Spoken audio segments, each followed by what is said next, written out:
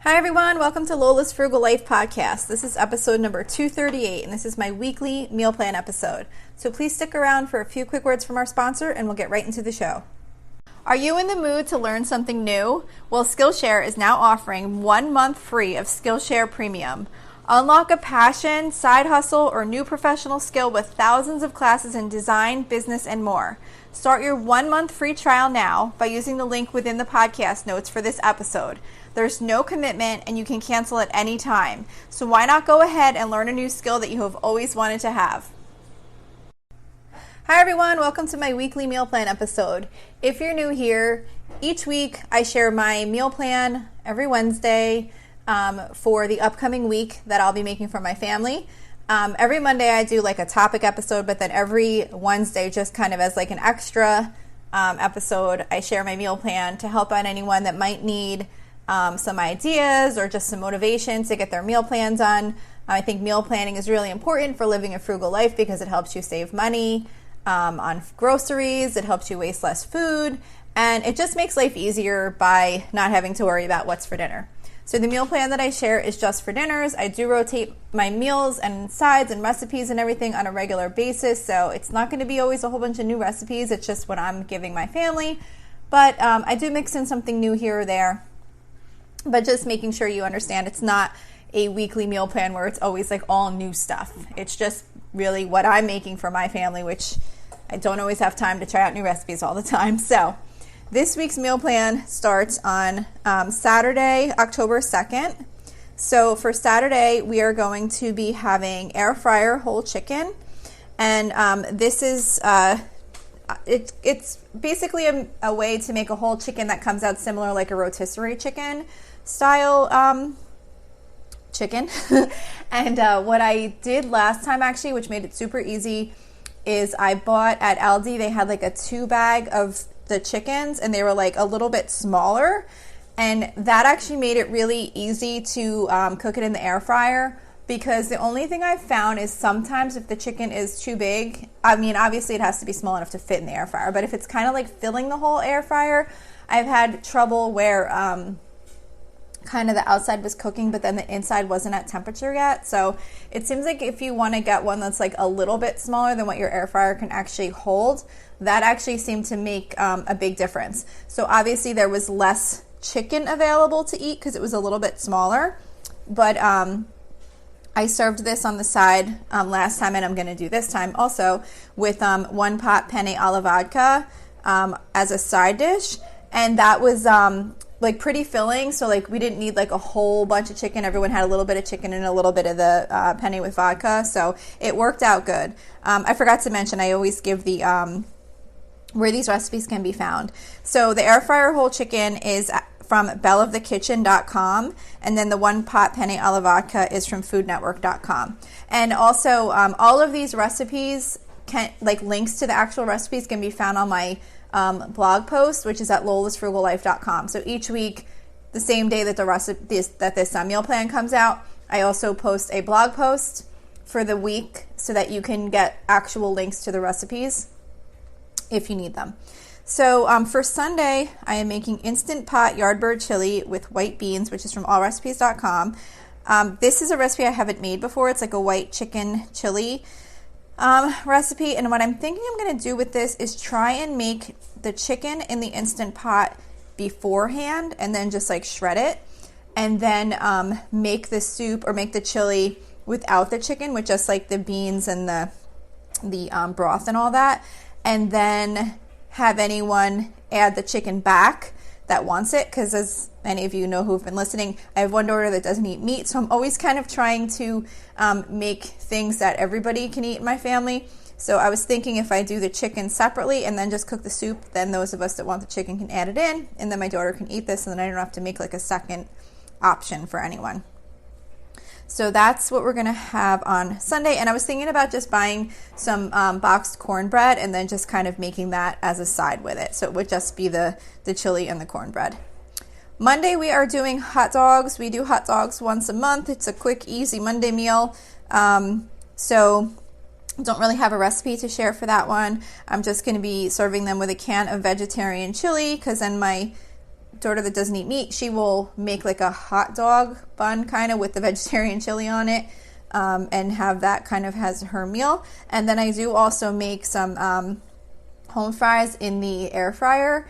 It's like I just basically chop up peppers, potatoes, and onions and toss them with a little bit of olive oil and some seasoning like salt and pepper, and cook them up in the air fryer. And then I will make like Italian hot dogs with those. That's where you take a hot dog and you put the potatoes, peppers, and onions like on the bun with the hot dog. So I really like that. That's usually what we do when we have our monthly hot dog dinner night.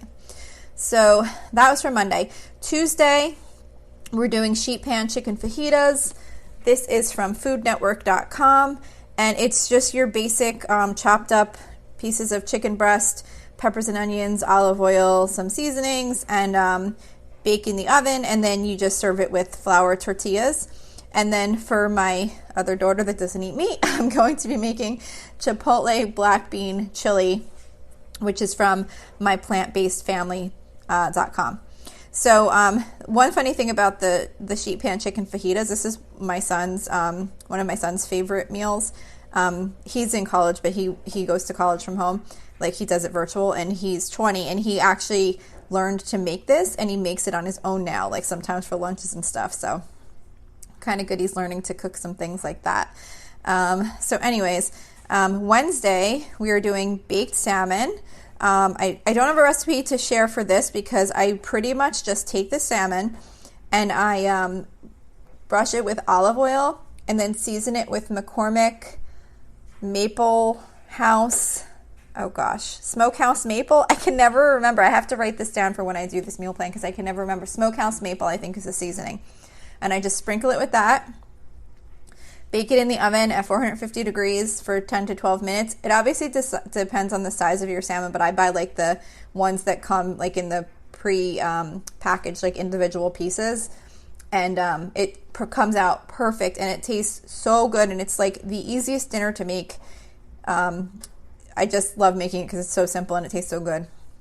So we're going to do the baked salmon, and then I'm going to do a bag of egg noodles on the side. I just mix them up with like some butter and olive oil and salt. And then I'm going to do air fryer Brussels sprouts, which is from allrecipes.com. And nothing really special to the recipe. I mean, you basically just cut up the Brussels sprouts either in half or in quarters, depending on how large they are. And then just toss them with some olive oil and some salt and pepper and cook them in the air fryer until they're done. And then you get those little crispy leaves that fall off too. They're so good. Okay, so that's Wednesday. Now Thursday, unfortunately, I do not have a meal to share with you for Thursday. We are going to be eating out because it's my daughter's birthday, so we're going to order in for that or do whatever she wants to do. What we normally do on Thursdays is do breakfast for dinner or soup and grilled cheese because that's the night I usually go grocery shopping. So I try and keep it really simple, but I don't have anything planned for this Thursday. So the last day of the meal plan is Friday. For Friday, I'm going to be doing creamy herbed pork chops, which is from allrecipes.com. As anyone who's listened before knows, I don't actually go through with the creamy part. I don't make the sauce. I'm sure it's delicious, but I'm a little bit on the lazier side when it comes to cooking meals, and I try and keep them as simple as possible. So why I use this recipe in my meal plan is for the beginning part, which is basically just cooking the pork chops in butter in a frying pan and seasoned with Montreal steak seasoning. And I think just doing that alone, they just come out really good. So I just serve the pork chops just like that, and I don't even continue on with the part of making the creamy sauce, but I'm sure it's delicious. I've just never made it. And then as a side dish, we're going to be doing easy rice baked casserole, which is from foodnetwork.com. It's like a rice casserole that has spinach, milk, eggs, cheddar cheese, all that kind of stuff in it. So I figure since it already has a vegetable in it and the rice part, that's it. I'm not doing a vegetable. It's all mixed together. So that makes for a pretty easy meal because I can just bake in the oven while I'm doing the pork chops on the stove. And that's that. So that's it for this week's meal plan. I hope this was helpful to you in inspiring you to get your meal plan together for the week. Don't forget, you can always email me with any questions or suggestions at lolasfrugallife@gmail.com. You can follow me on Instagram and Facebook at Lola's Frugal Life. And again, don't forget there's a blog post for each of these meal plans every week with all the links to any recipes, like where I actually have a link to share. And then there's also a blog post for each of my Monday episodes that are more topic-based episodes if you're interested in any of those. You can also join our private listeners group at facebook.com/groups/Lola's Frugal Life. And if you enjoy the show, please make sure to subscribe on Apple Podcasts, Spotify, or wherever you listen from. And I would love it if you would screenshot the show and tag me on Instagram so I can see you're listening. And also, if you could just take a couple of seconds to rate and review the podcast, that would be really helpful to me. That's what helps the show grow its listener base. So that would be really nice if you could do that for me. So that's it for today. Thank you so much for listening, and I hope you have a really awesome day.